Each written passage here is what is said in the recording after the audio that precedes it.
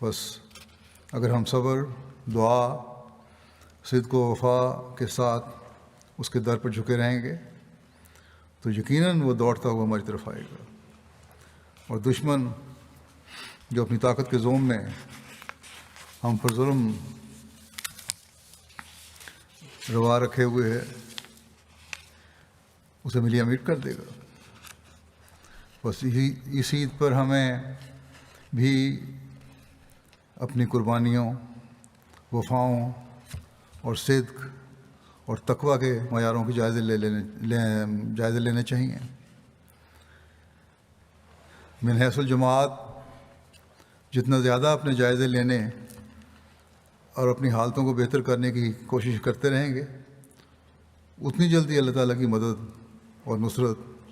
اور تائید کے نظارے بھی ہم دیکھیں گے۔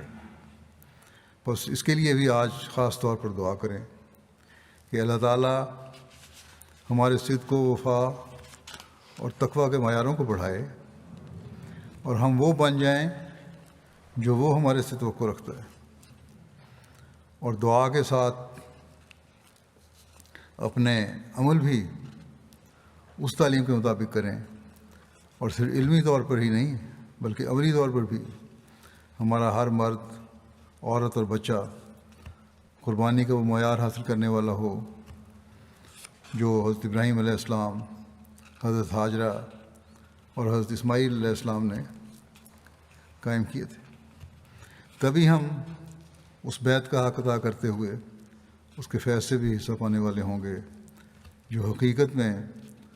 حضرت مسیح موعود علیہ السلام سے جڑنے والوں کو ملنا چاہیے۔ اس بارے میں عید الاضحیٰ سے متعلق حضرت مسیح علیہ السلام کی اس ارشاد کو بھی ہمیں ہمیشہ سامنے رکھنا چاہیے، جس میں آپ فرماتے ہیں کہ یہ عید اضحیٰ پہلی عید سے بڑھ کر ہے،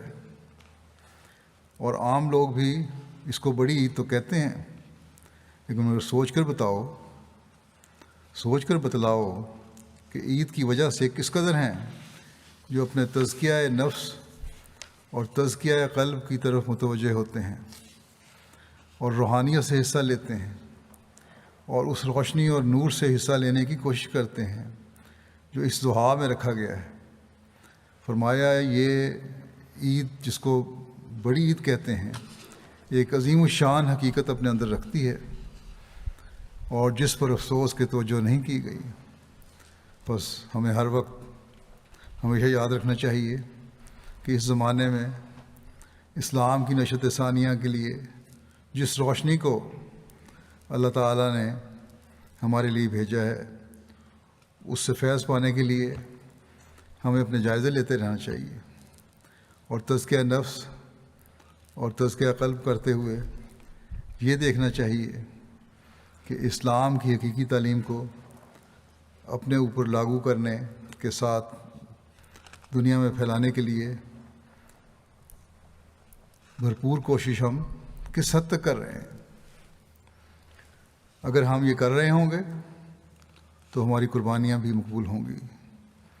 اور ہم ضحیٰ سے بھی فیض پا رہے ہوں گے۔ اللہ تعالیٰ ہمیں اس کی توفیق دے۔